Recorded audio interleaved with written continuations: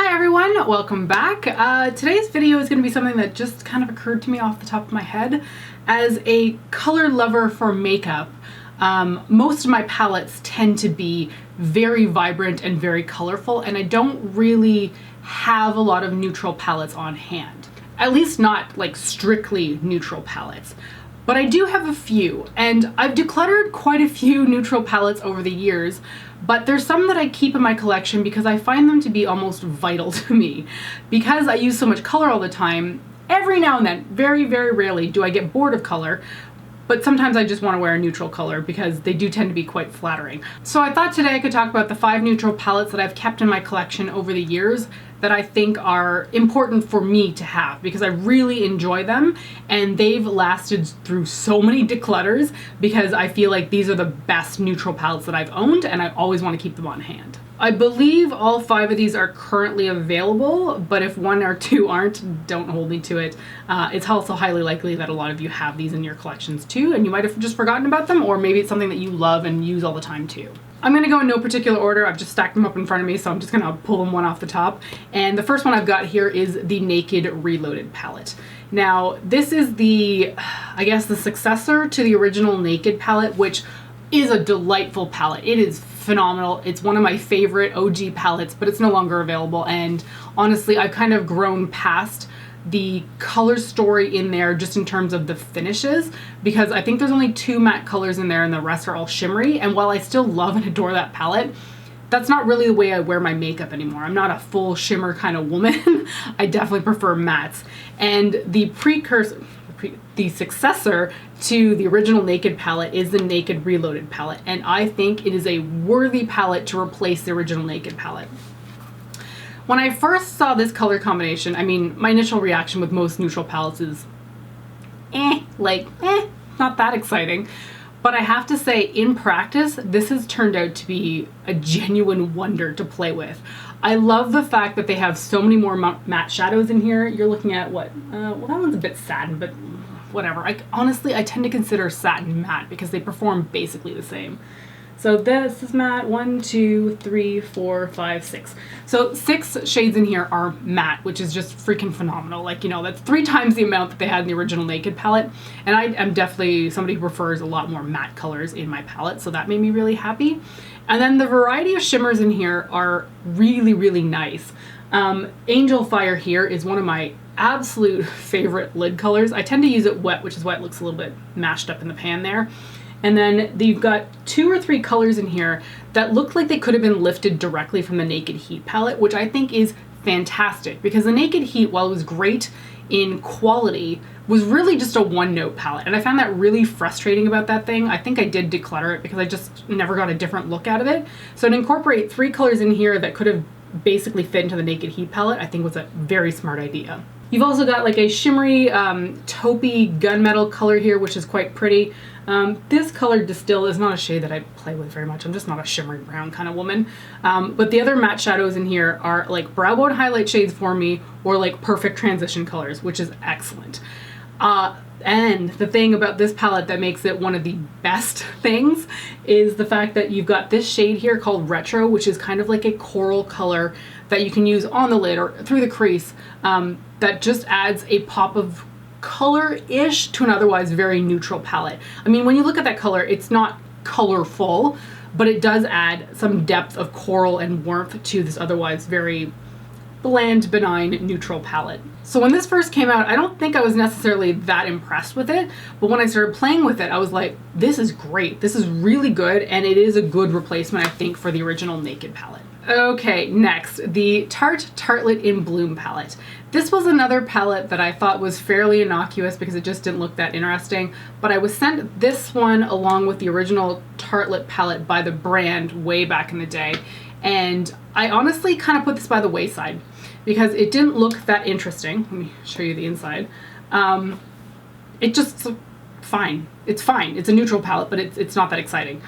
And it sat on my desk for like months until finally, I think I was going on like a weekend vacation, and I was like, you know what, bring this palette and it'll force you to use it, and then you can figure out if you actually like it or not.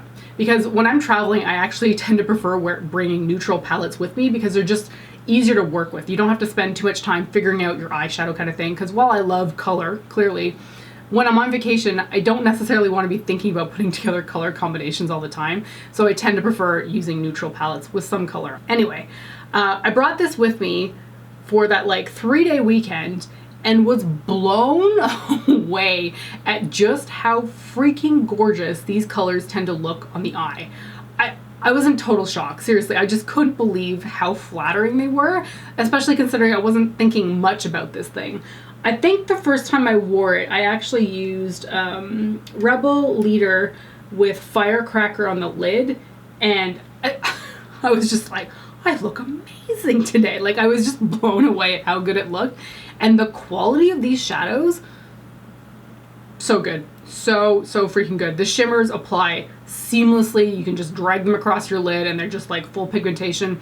The mattes blend so nicely and so well together. There's like zero layering problems. And I love that there's not just like mid-tone matte browns, okay? Like, you've got a whole column here of darker colors, which just like, thank you. Thank you for not just including one random black color and assuming that that's going to deepen up every color. This is so good, and I have to talk about the fact that it smells so good too. Tarte palettes have that vanilla scent to them, the eyeshadow palettes, and I love it so much. So this one was a sleeper hit for me just because I ignored it for so long. There were so many people that just recommended it, and I just was like, it's a neutral palette, what do I care? But this one will not be decluttered for a very long time, until it probably goes off, because it is so good. Okay, next is the Kat Von D Shade and Light Eye Palette. This is the original version of the brand. I don't know what they're being called anymore. I really don't care. I'm just going to be calling this the Kat Von D brand as long as I live. So this is the Shade and Light Eye Palette.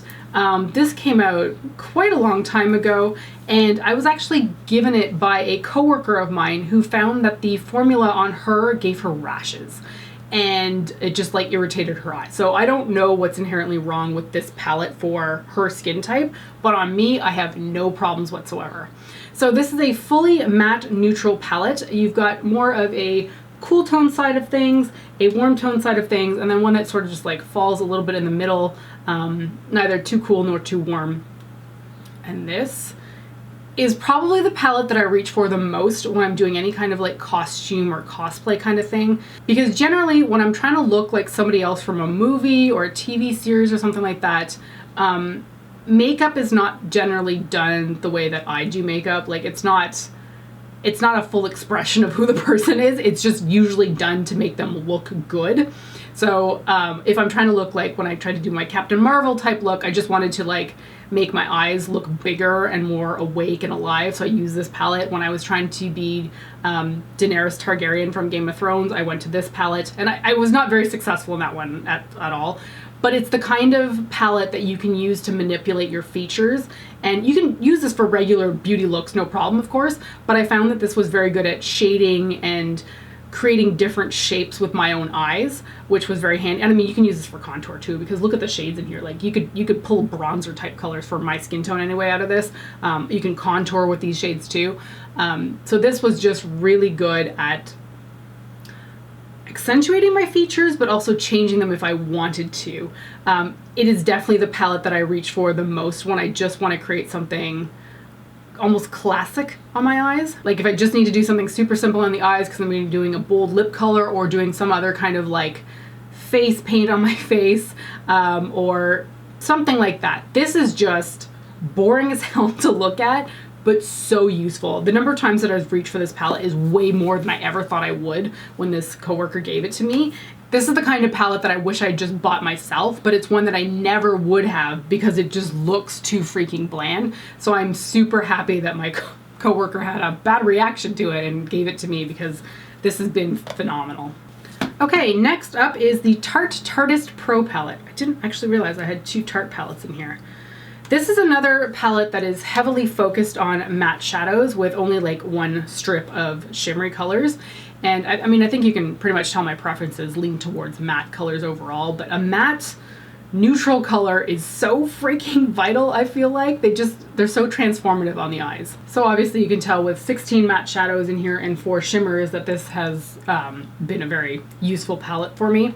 Much in the sense that the Tartelette in Bloom palette is flawless to blend. This is the exact same thing. These colors are just phenomenal together. And I mean, there are some like hints of color in here with these more like deeper mauve-y tones, which, you know, kind of help to round out the neutralness of this palette. But you've got those mauve tones, and then you've got some like more warmer orange tones up here as well, which really help to just have in a palette. I like when palettes aren't just cool toned or warm toned and they kind of skirt that line between both sides, but in the sense that you can still use them well together. I've mentioned this before recently, but when you have a palette that's like cool tone with a pop of warmth, I can't stand that. Like, honestly, it just doesn't work for me. So I'm really pleased when a palette can do both things, which I feel this one does. And the shimmers in here are really quite nice too. They are a little bit more on the foiled texture side of things, but they certainly add like quite an oomph to the lid if you're putting them on there with these matte colors. And this has been another one that surprised me. I think less so than the ones that I've already previously mentioned, because the other ones are so neutral overall versus this one has a little bit more color to it. But I'm really happy with the quality of Tarte's eyeshadows in general. I just feel like they're fantastic. I haven't been that excited about most of their palette launches recently, or like at least in the last 2 years, but this one and the Tartelette in Bloom are some of my absolute favorites. Okay, the very last palette I have to talk about is the newest one out of all of these, and it is the Tati Beauty Textured Neutrals Volume 1 palette. This is a predominantly neutral palette, except for that one purple row, which of course makes me happy. But I would say like the bulk of this is very neutral in tone. It's just helpful to have the purples as well as, I guess, this line does lean a little bit more orange than like neutral, but overall, I would classify this as a neutral palette. So I picked this up just before COVID hit at the start of 2020. I had passed on buying it initially because I just thought it wasn't something that I needed in my life. And then by the time they relaunched them for the second round, I had become interested enough in the palette that I decided to pick it up. And the quality on this is second to none. Like, the effort that she must have put into getting these formulas done and testing them out and just making them so freaking perfect must have been immense, because this is fantastic. This is just a truly wonderful palette to have in my collection. You've got the matte shadows on the bottom. You've got these sequin colors in, is that the sequin row here? Yeah, the sequin row here. You've got a row of shimmers, and then you've got this row of glitters up here. And those glitters are unbelievable. They stick to the lid, no problem, without any creasing. I have massive amounts of creasing problems, okay? I always have to wear 2 primers on my lid just to stop eyeshadow from creasing, but for whatever reason, these glitters do not crease. I don't know what's in it. It's like magic. But the whole thing is just such a pleasure to use, and I know everything's basically on hold because of COVID and all that stuff, but like, I cannot wait to see what other eyeshadow color stories Tati puts out, because this one is so freaking good. I would love to see a rainbow palette from her, but I guess that's not really the point of this video, is it? This is about the neutral palettes that I like. So this, along with the other ones, is a really good rounded out neutral palette, just because you've got all of those finishes and a little bit of color as well. So I can't recommend this one enough. But yeah, this has been one that I was so happy that I added to my collection, because I had been quite skeptical about it. Much like most of these neutral palettes, I had not thought that I would enjoy them as much as I have. And now that they're in my collection, they're ones that I would not want to get rid of whatsoever. So that's it for this video. Maybe you can tell me about your favorite neutral eyeshadow palette in the comments down below, and I will see you next time. Bye.